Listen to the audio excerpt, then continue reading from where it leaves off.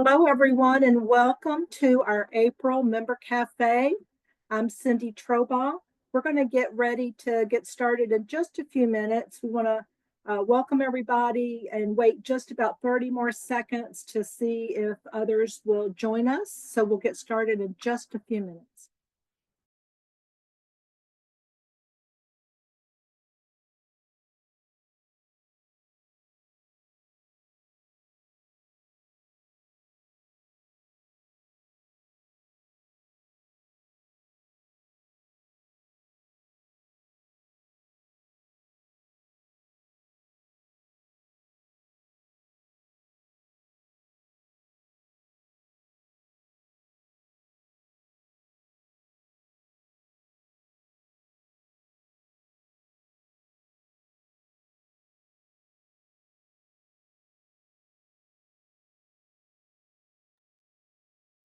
Hello, everybody, again, and welcome to our April Member Cafe.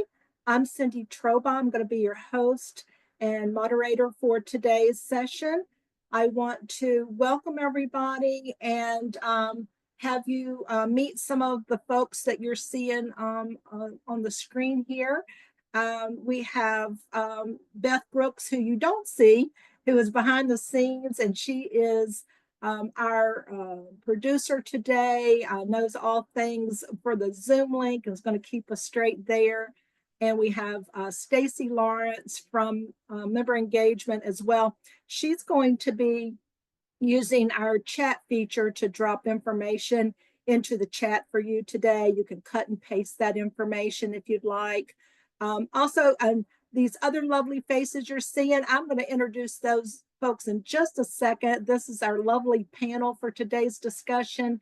And I'm going to just do some quick housekeeping and then we'll get started.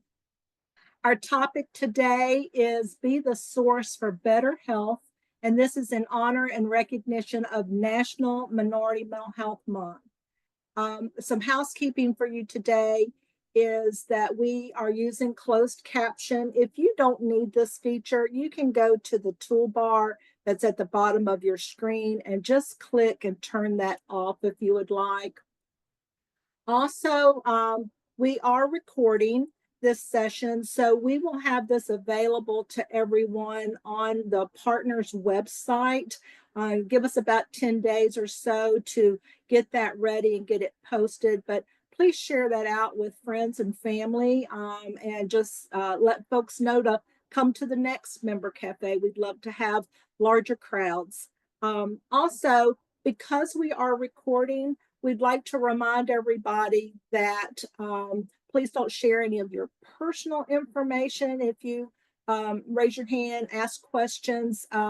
What we do have available for you instead is that you can contact Member Engagement here at Partners and ask to speak with someone, and we'll get someone in touch with you so we can assist you outside of this platform. All right, we are going to have a couple of things available to you down here in this toolbar. If you will take your cursor and just hold it over the toolbar for a minute, some icons will light up here. And so the chat box that has two little conversation bubbles in it, that's where Stacy's going to drop information to you. You can also use that to chat back and forth with folks in the session, but we ask that if you have questions for our panel, that you use this Q&A feature. It's a little box with a question mark in it that'll help you to know that that's where your question marks go, or questions go, because it's got a question mark in it. So I think that's all the housekeeping we need to go over today. So now I would like to introduce you to our speakers, and we are using a panelist approach for today's discussion. So we have some questions we're going to ask our panelists, and they will take turns answering, but please remember to drop any questions that you have in the Q&A. So first, I'd like to introduce to you Brittany Clark. Wave to everybody, Brittany, so they know who you are. There she is. Brittany Clark is the program manager for the Mental Health Substance Use Complex Needs team at Partners. She is Partners' point of contact for the CM Heart program, and collaborates across internal departments as well as external providers and stakeholders to ensure a high-risk pregnancy members are identified, supported, and linked to appropriate services and resources within the care management department. Today, Brittany will speak on the stigma and barriers impacting the African American community and resources that are available. Next, I'd like to introduce to you Kelsey Diesla. Kelsey, wave everybody. There you go. Kelsey is the member engagement bilingual health educator. She has worked in the behavioral health field for almost 8 years, and before that, she worked in education. Kelsey believes that education and working collaboratively are fundamental components to healthier communities. Today, Kelsey will speak on the stigma and barriers impacting the Latino and Hispanic communities and resources that are available. And next, I'd like to introduce to you all Shelby Holland. Shelby, wave to everybody. I think you're the last one on the screen, process of elimination. Shelby is our tribal liaison for Partners Health Management. She holds a master's in social work and is a licensed clinical social worker. Shelby is a proud member of the Lumbee tribe here in North Carolina and is currently working closely with tribal leaders and all 8 recognized tribes to ensure their members' needs are being met. Today, she will speak on the stigma and barriers impacting the Native American community and resources that are available. So let's go ahead and get started with our panel discussion here. I'll ask Beth if she'll go ahead and bring up our first question here. So I'm going to pitch this over to Brittany first.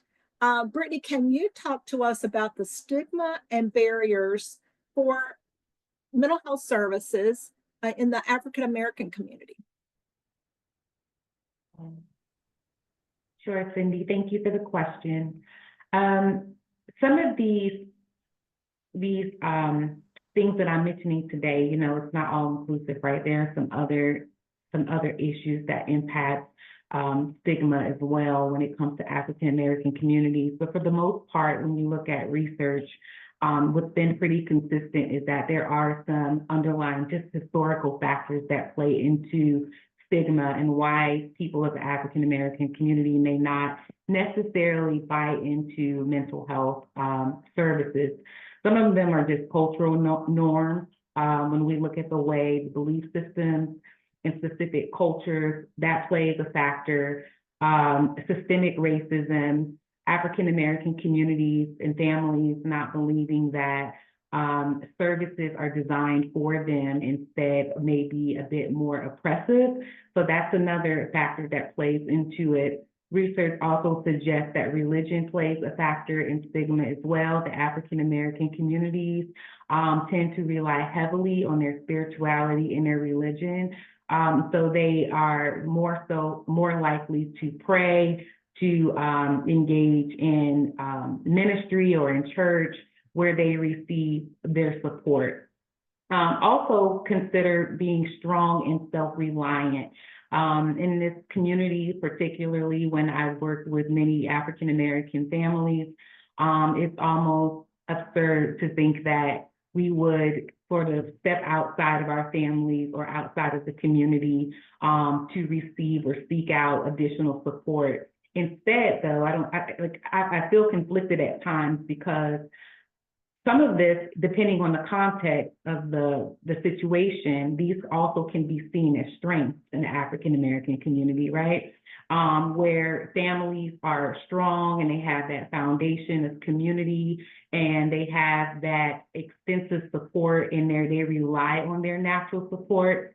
But of course, when it comes to mental health and we're looking at serious mental health conditions, you know, it's very difficult sometimes for African American individuals, families, and communities to grapple with the fact that they need to step outside of that sort of environment and to seek out professional help or support. Additionally, we have bias. They fear some of the stigmas around like biases, the way that they're perceived, the way a lack of understanding on the way that African American individuals, families, or communities express themselves.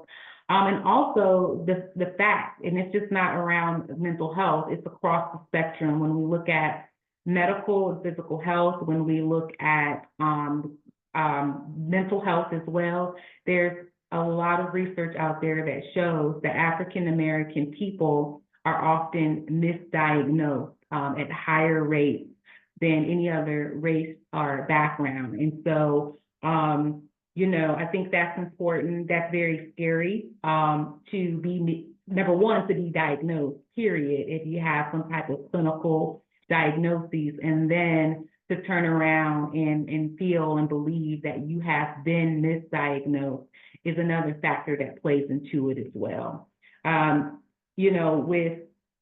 So I'll leave it there, and I think we have another slide. All right. Yeah, we'll go into this segue here with barriers to addressing mental health in African American communities. One of the biggest things that I think is important is that we are able to have some type of representation, right? And so one of the challenges that I've seen and experienced, and as I've supported individuals in the community with therapy, is they feel that there is a lack of representation within the system. And I think that this is just a natural, normal, behavior, right? That when you are possibly seeking out services for sensitive services, that sometimes people are looking for people who they can identify with. And that oftentimes is the way that we're represented and the way that we look. Even for women, if you want to go to some people prefer, if they go to their OBGYN, they're probably going to seek out another woman. So things like that, it matters to people, and having that representation within the system. Another barrier is mistrust, as I mentioned earlier, just the history behind systems and African Americans and minorities in general having a sense of betrayal, a feeling that there's this lack of understanding when it comes to racial and cultural nuances, and that would then feel that they don't feel safe, right? That if I go out and I seek help, or if I'm looking for resources and services, these things are not for me, that because these resources are not relevant to who I am, what I represent, the way I look, all of these things matter. Another barrier is uninsured or just being underinsured, not having access to services. That's critical. But I've also seen, worked with plenty of African Americans who feel that they have the insurance, but they have no way, and they don't understand the process to access the services. So you can have, whether it's Medicaid or if you have Medicare, if you have Blue Cross Blue Shield, I've had people who say, I don't even know where to start. And so taking the time out to educate individuals on, this is what you do. You call that number in the back of your card. You ask for a behavioral health clinician or a mental health clinician, or you access EAP, an employee assistance program through your company, and you get these so many sessions for free. Being able to explain to them the steps they need to take in a very concrete way is important in helping them access the services that they need. Lack of support. If you grew up in a family and the belief system is we do not step outside of our family for resources or support, we are the sole support system. And if you have a church, or if you have some sort of religion or faith who don't support mental health services for whatever reason, having that lack of support can really deter individuals from seeking out help, because for the most part, I think it's what we can agree on, I think, is that African Americans in particular are very communal and familial. And so we tend to rely heavily and kind of get that validation and support from the community and the people around us, right? Perceives a lack of psychological safety. The issues that they may want to bring into therapy, they have to really believe that the individual that they're speaking to is creating a safe space and they're taking their issues seriously. So if you're the type of individual who's coming in, or you're a therapist, or you're providing services, and you have someone who is saying, I want to talk about things that are affecting me, I feel I'm discriminated against, I feel whatever, right? Then they have to feel that that's a space for them to express those things and express and explore every aspect of who they are, as a being and as a person who identifies as African American. Also, just a lack of cultural competent mental health education and resources. Again, I think we're doing a lot better as a society. I think Partners does a really good job by just offering something like this, where we're able to have this type of conversation. But, you know, specific cultures and people, they don't want to see this cookie cutter flyer about services, right? They want to be able to see that there's something in there that says culturally sensitive, culturally competent, or diversity. They want to see some type of inclusive language or resources that captures inclusivity when it comes to addressing their challenges and their barriers. So these are some of the barriers, but overall, I think fear. And this is no different than any other, you know, person who's never been to counseling or never been to therapy or never received those mental health services.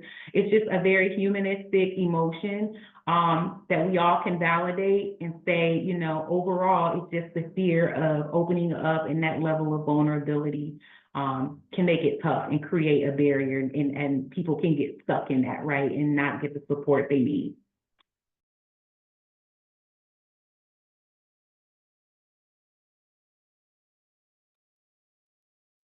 Thank you, Brittany. And now the same question for Kelsey. If you could talk to us a little bit about the stigma and barriers in the Hispanic and Latino community.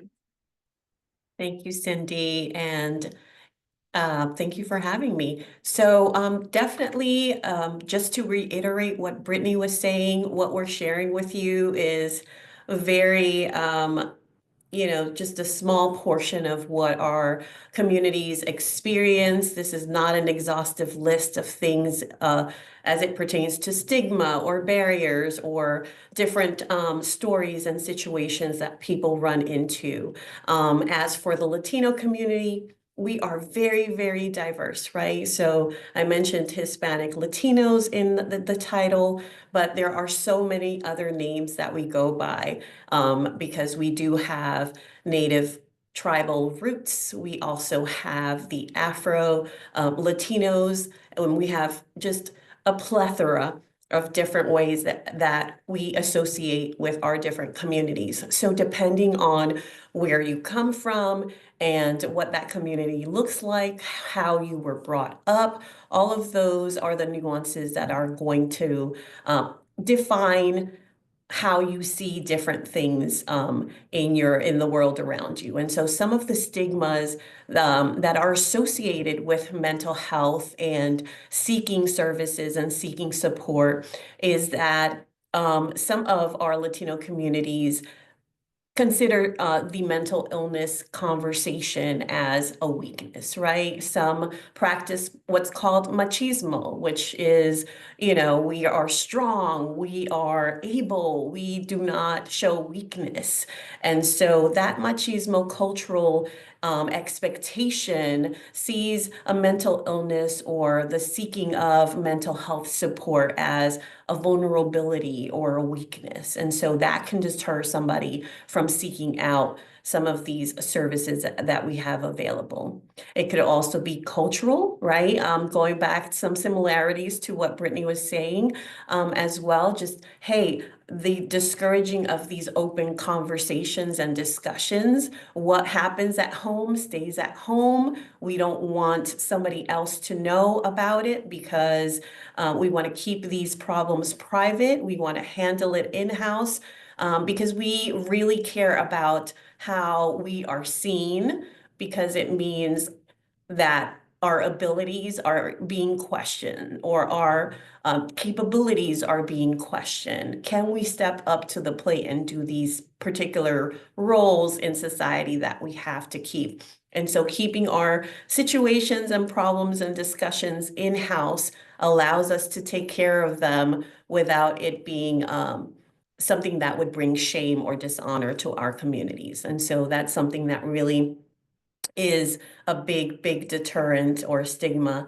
Also, we have the religious beliefs, right? Some communities believe that it could be a lack of faith. It's associated with maybe the punishment from God, maybe even a moral failing. Some societies look at it within the Latino Hispanic community as, well, this is associated with witchcraft. So it can get really deep with the nuances of how things are seen as it pertains to maybe religious beliefs and or cultural beliefs that they have, where a mental illness is seen as a failure of some sort.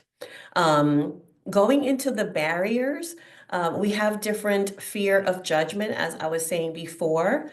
You don't want to be identified as a quote unquote loco, which means crazy person, right? And so we have a lot of these conversations and stigmatizing words that are still out there where we're trying to destigmatize the conversation of mental illness so that we aren't seen this way, but it's just, hey, we all experience stressors, we all experience different um, challenges in life, and we should be able to seek support and have preventative care for our mind and our brain health, as I would say, just like we do for our physical health. And so the fear of judgment can be a big one. Now, if you are here and you're trying to get your residence here in the United States, it could be a fear of deportation, right? If I go and seek services and I don't have the criteria that I should have, I'm going to fear deportation if I don't have my papers.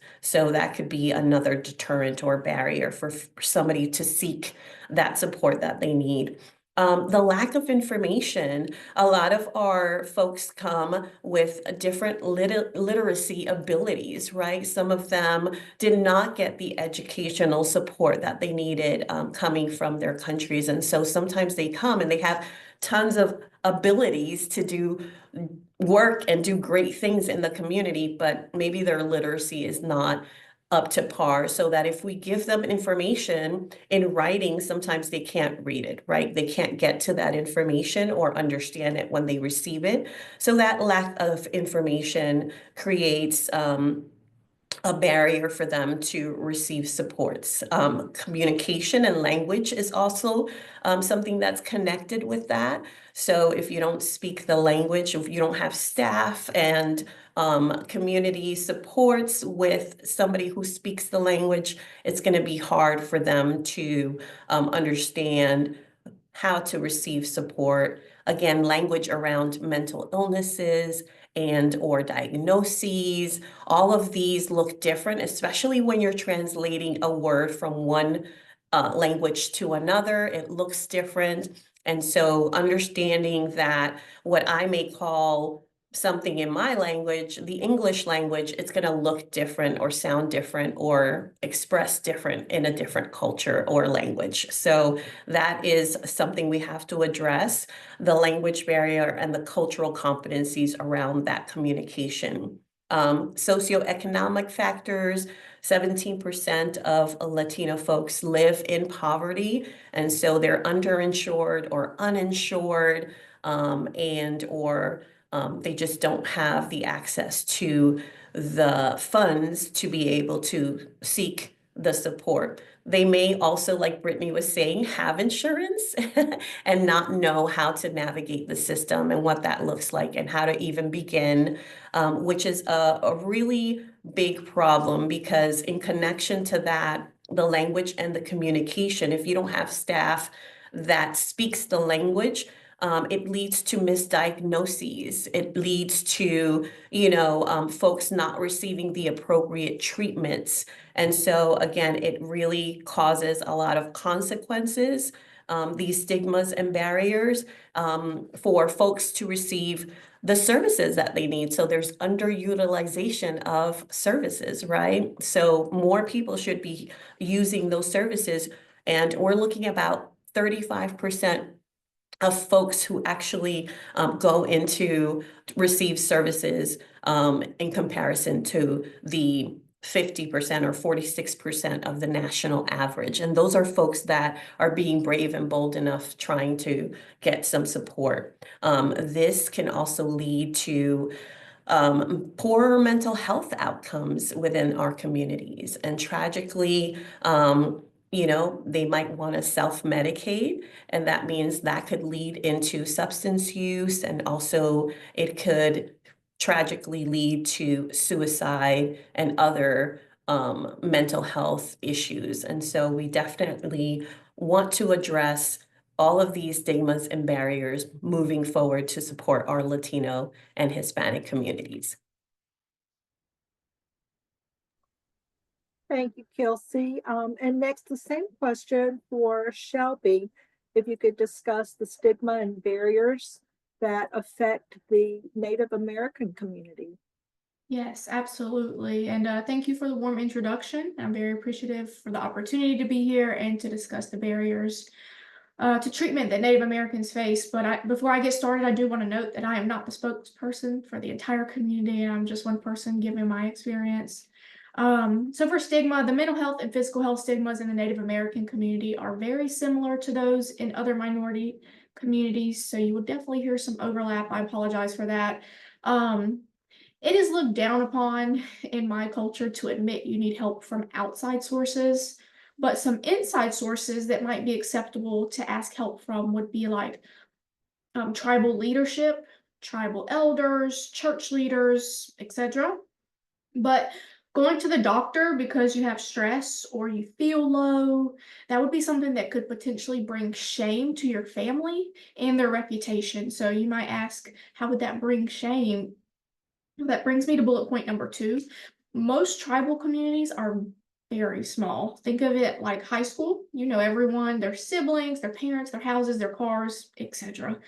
Specifically in my tribe, if you run into someone else who is Lumbee and you do not know them directly, the first question that you're going to get asked is, who is your people? And if your people have a bad reputation, then that person automatically believes that they already know you.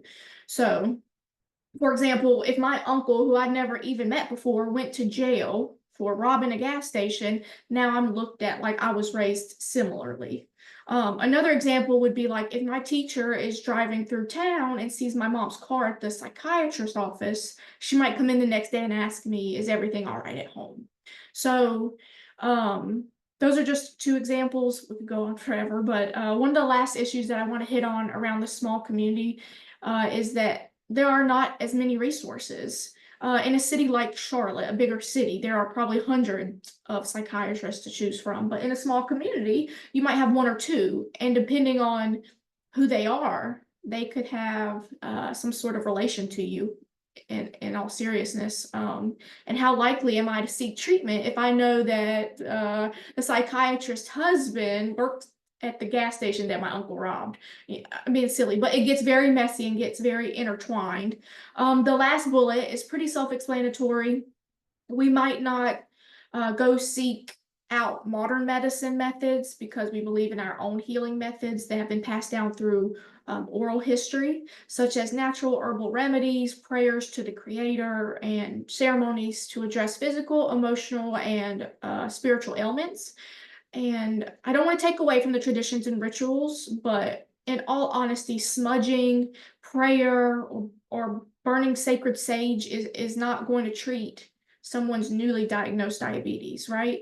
I think our traditions and rituals are beautiful and should continue to be practiced, but we have to be able to accept additional aid if it is warranted. Next slide, please. I think I have 2. Yep. All right. So some barriers to treatment are lack of education, low income, and being uninsured, which is very similar to what my counterparts have talked about today. I am going to go through this data with you all so that it paints a clearer picture.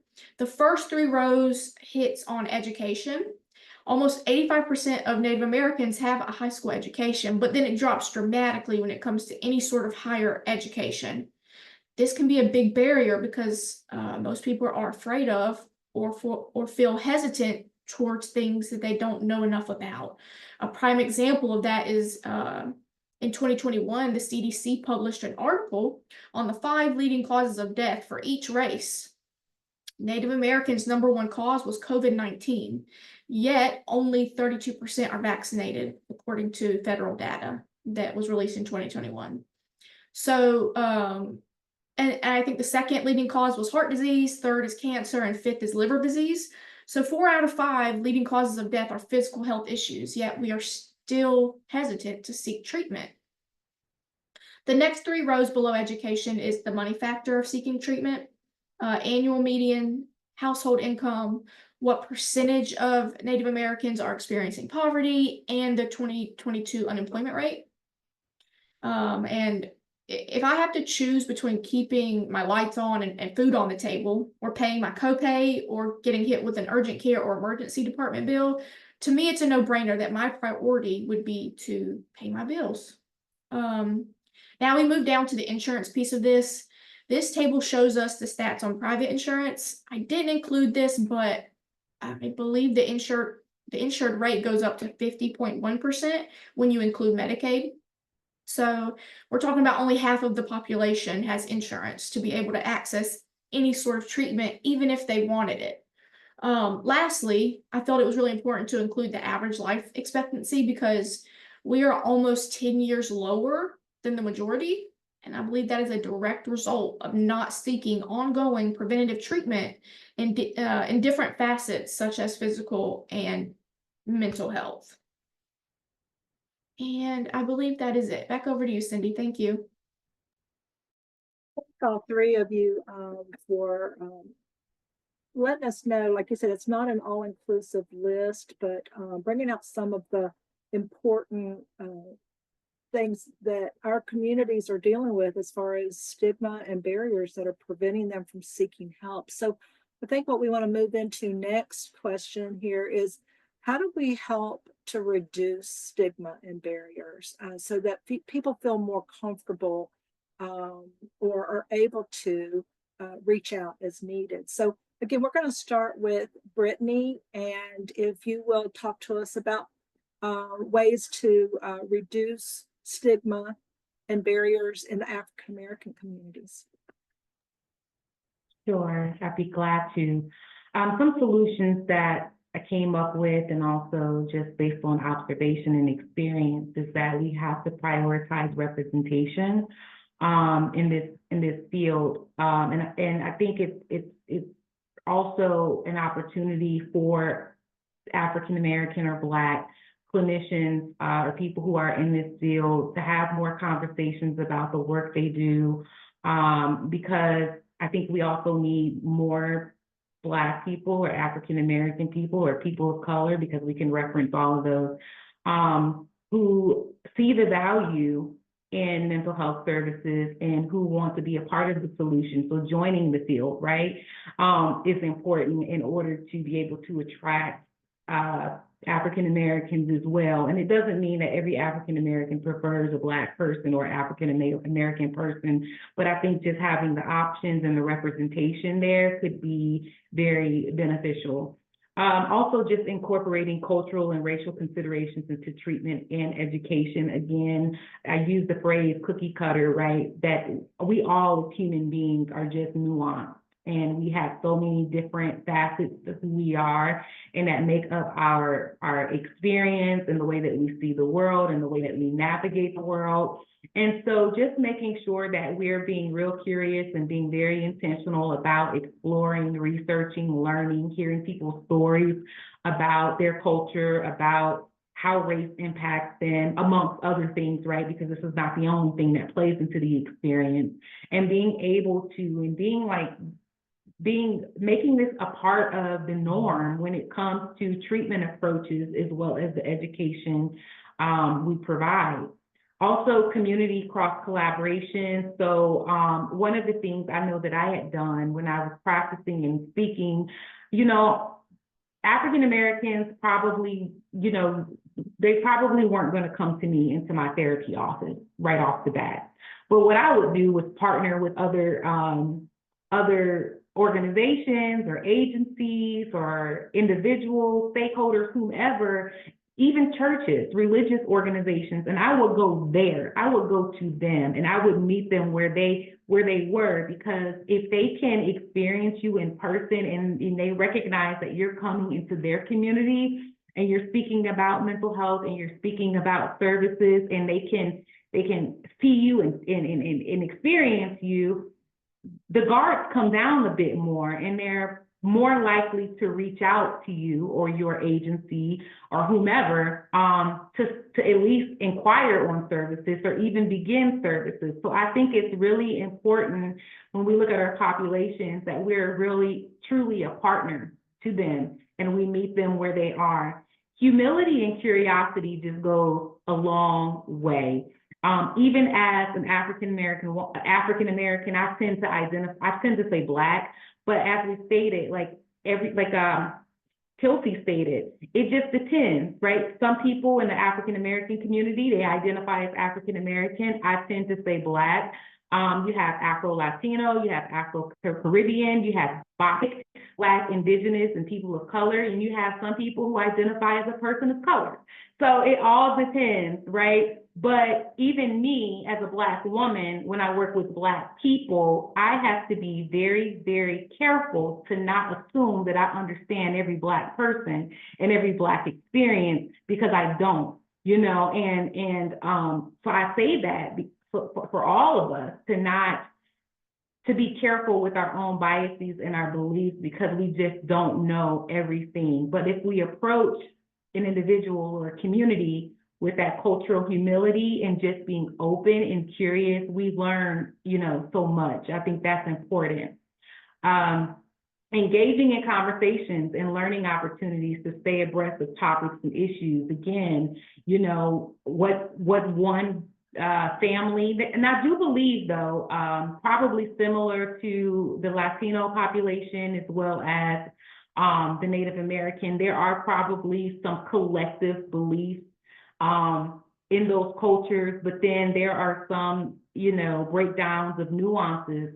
And so participating with our conferences and learning opportunities and trainings, that we are bringing real-time information and knowledge to the table, and we're staying abreast of how these cultures or how these communities are changing and what's affecting them and what's impacting them and what's relevant to them, right? Because it's not about what's relevant to us and what's important to us, but what's happening and staying abreast, because that ultimately, those factors, depending on what's happening, it's going to affect them. It's going to affect their psychological state, their mental health condition. And so, again, being very intentional and making that these conversations a part of the DNA of this community, this mental health community, I think will also help us be able to navigate and identify solutions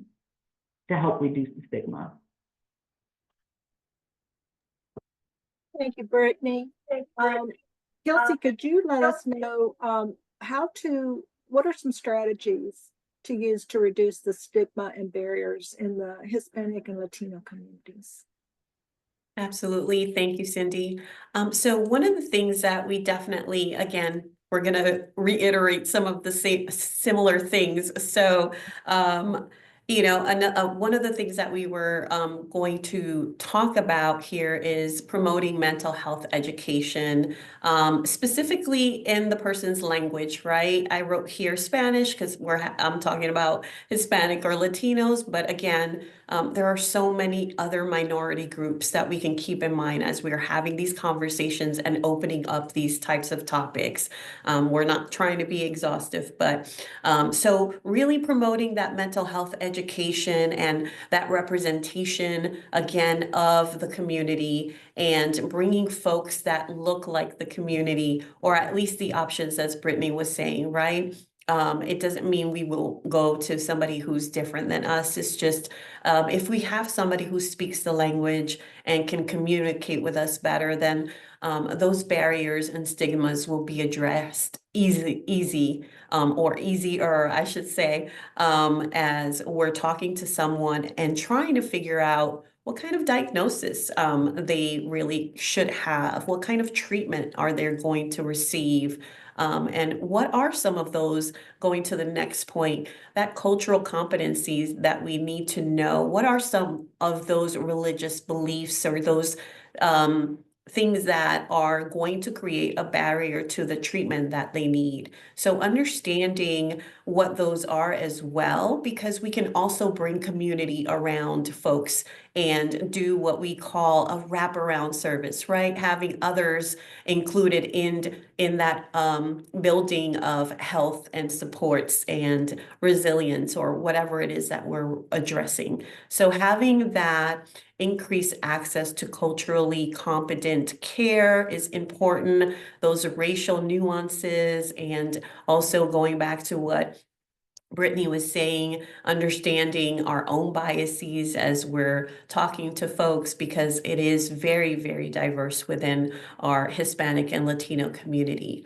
Another thing that we do is we can have that community engagement happening. So going out and raising awareness in our communities. Collaboration is a big deal, right? It takes a village. We say that all the time. And we just need to practice that continuously. We don't have to have the answers to everything, but we can be resourceful and connect folks to where they need to be connected, and share the wealth of support so that the person has a bigger, better chance to a healthier life. So that community engagement is super important, because we're out there, we're meeting you where you're at, and we're trying to bring information to you, and we're trying to communicate in your language, and maybe we have a representation of your particular community.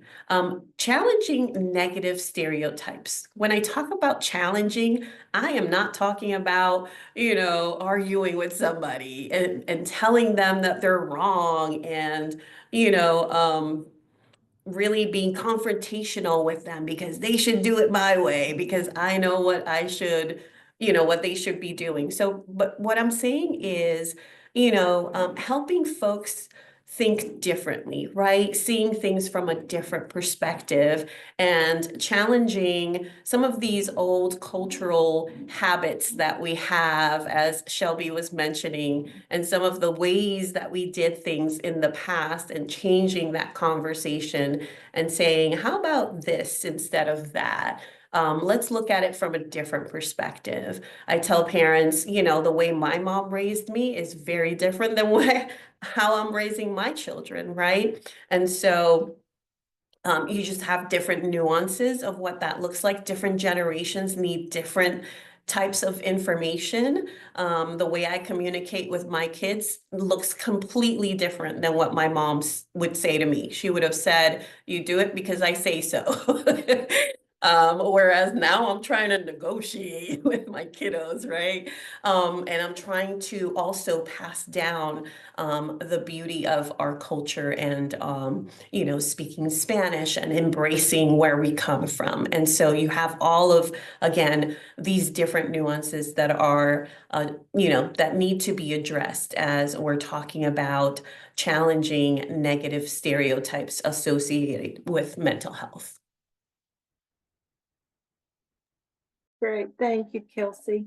And Shelby, please also address the same question. What are some strategies and approaches to reducing stigma and barriers in the Native American? We didn't plan this, Kelsey, but I'm gonna piggyback right off the generational differences. One way I think that the Native American community can reduce stigma and barriers is through our younger generations, making it more safe and acceptable to talk about. I see discussions about mental health at many of our youth-centered events. So the less of a taboo topic that treatment becomes, the more willing people will be to seek help. The next two bullets that I want to hit on are ongoing efforts that I wanted to include. The second bullet point is regarding CHIA, which stands for Cherokee Indian Hospital Authority. Partners is contracted with this hospital to make sure any federally recognized tribal member that we touch has the opportunity to be treated at CHIA. Well, what is CHIA and why would someone want to be treated there? CHIA provides a one-stop shop approach to healthcare. They offer medical, dental, pharmacy, labs, nutrition, preventative exams, community health services, etc. And they do it with a culturally infused environment. This is super important. Like Brittany and Kelsey both said, representation goes a long way. There's another facility in Rock Hill, South Carolina, that is associated with the Catawba Nation that provides the same type of services, except they serve all tribal members, not just federally recognized. And lastly, Partners works closely with Indian Health Services. Indian Health Services treats federally recognized tribal members at zero cost. So anything that any health services that a tribal member needs that's federally recognized can go to one of these locations, which are located in over 605 hospitals, clinics, and health stations near or around tribal lands. Recently, Indian Health Services has secured a $3.5 billion bipartisan infrastructure law to improve tribal water and sanitation systems. The lack of access to functional and clean water and sewer systems directly contributes to disparities in the Native American community. And Indian Health Services, they also now offer counseling and medication management through telehealth. It used to, you had to go in person.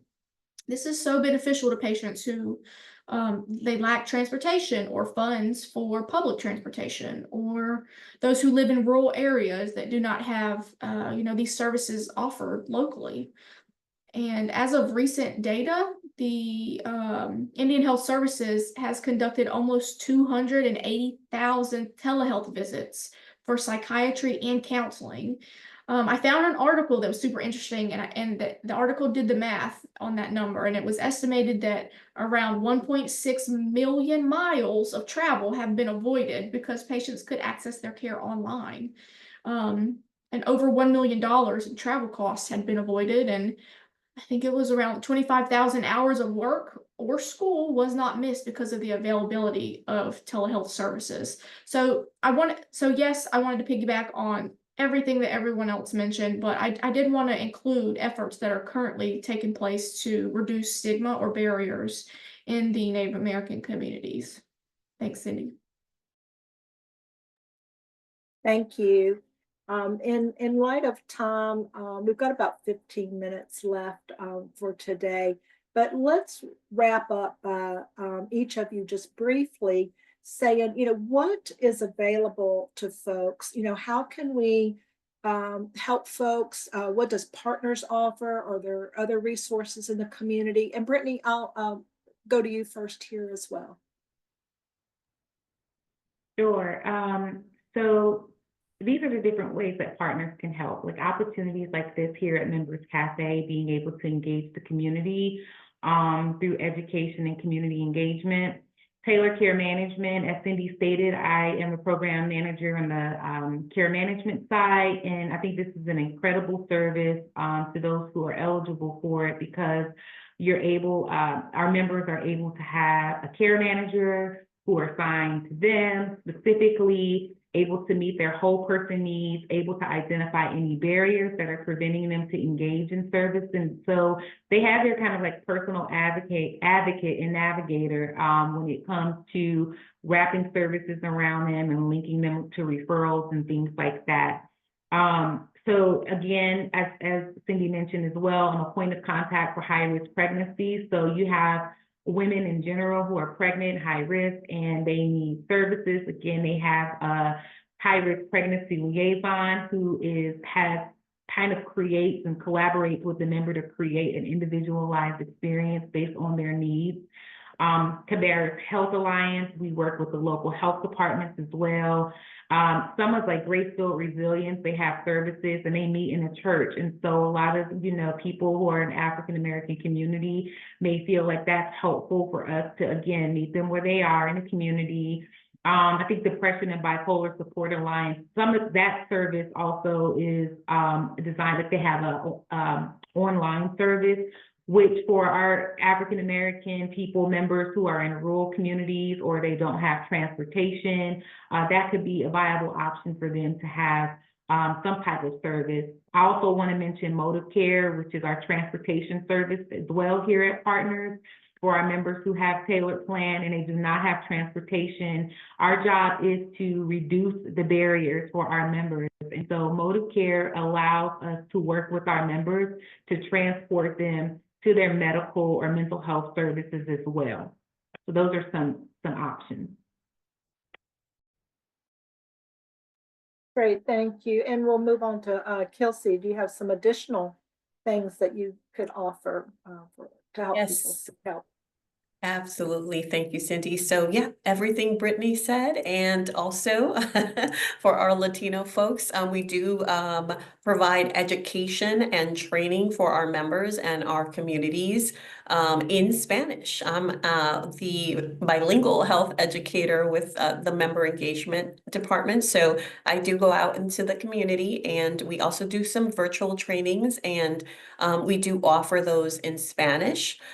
We make sure that as we're obtaining providers who are in our network, that we're looking for those providers who have access to translation, interpretation, and those things that our members need in order to really address the communication barrier that exists amongst those things that we talk about when we talk about social determinants of health, right? Those things that deter folks from receiving the support. So providers that have Spanish-speaking staff, we do as well in Partners. And so if you call our call center, if you are accessing care through that, we're available 24/7, but we do have folks that speak Spanish, and or we do have translation available as well.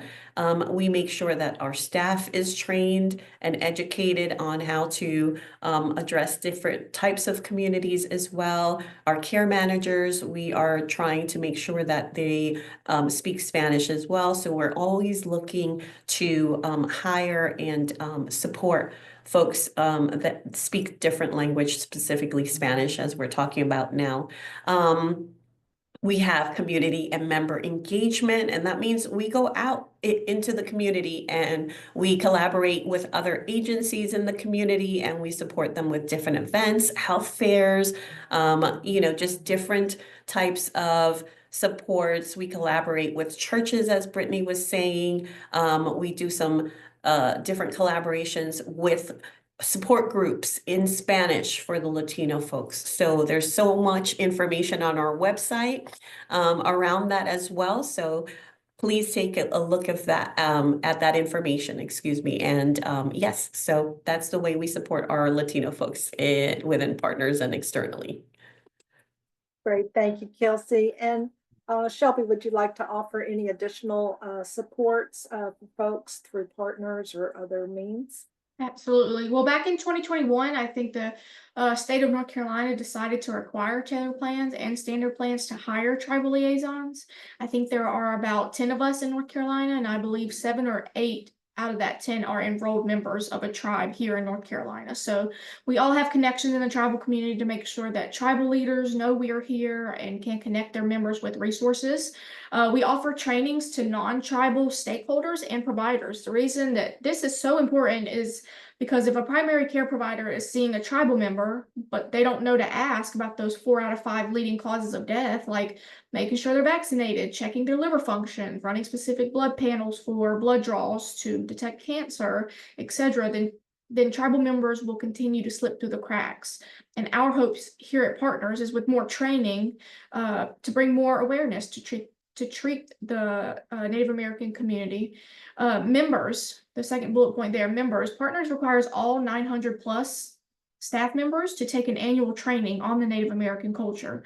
This is to ensure that if any staff member from Brittany's care management to IT comes in contact with one of our members that identifies as Native American, they have a better chance of a positive interaction.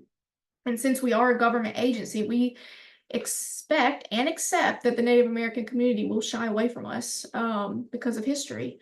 So we created a tribal engagement team that has around 40 leaders throughout different departments to ensure all of our marketing materials, training materials, contracts, etc., are culturally respected and inclusive. We also created a tribal advisory committee that has tribal leaders from different tribes sitting on it, and they review any move we make to ensure that we are honoring each tribe individually. I know time is a factor, so I wanted to hit on the big ticket items, but needless to say, between Partners, Indian Health Services, North Carolina, CHIA, and other resources, we are all working very hard to impact the health disparities and barriers to treat the tribal community, to treatment that tribal communities have faced for decades. Thank you, Cindy. Oh my goodness, thank you guys so much. If everybody could just join me in thanking Brittany, Kelsey, and Shelby for being with us today to address those barriers, that stigma that are impacting many communities. And as they highlighted, you know, we chose to look at African American, Latino, Hispanic, and the Native American communities today. There's so many more that we didn't have time for today, but we truly appreciate your time and appreciate the audience, your time spent with us this afternoon. I haven't seen any questions, but let's just take a minute and in addition to putting questions in the Q&A, if you'd like to, we have about 4 minutes. If anybody wants to raise their hand and ask a question, we can take you off of mute and you can ask your question out loud. And I see a lot of thank yous, a lot of hearts going up. Great job, everybody. Wonderful information today. I do want to refer folks to our partners website. You all mentioned the availability of telehealth. You know, you can look at that resource on our website. I would recommend that you would register in advance for that. You don't want to wait till the day you need it and then find out you have to register to be able to use it. So please, everybody, go to the website for more resources and information. Reach out to member engagement or member services through our call line, and we'll be glad to assist you or somebody that you know with getting into services or help them to link to resources in their community. Do we have any questions at all? Thank you, Beth, for behind the scenes. Thank you, Stacy, for putting information in the chat. Just got a few more minutes here. Don't believe, I'm gonna just check, but I don't see any questions still. No questions so far. Thank you, Beth. All right, well, we want to thank you again for you spending your time with us today on this important topic, and come back and bring a friend with you for our May member cafe. We'll get some information out about that very soon. Thank you, and everybody have a wonderful rest of your day.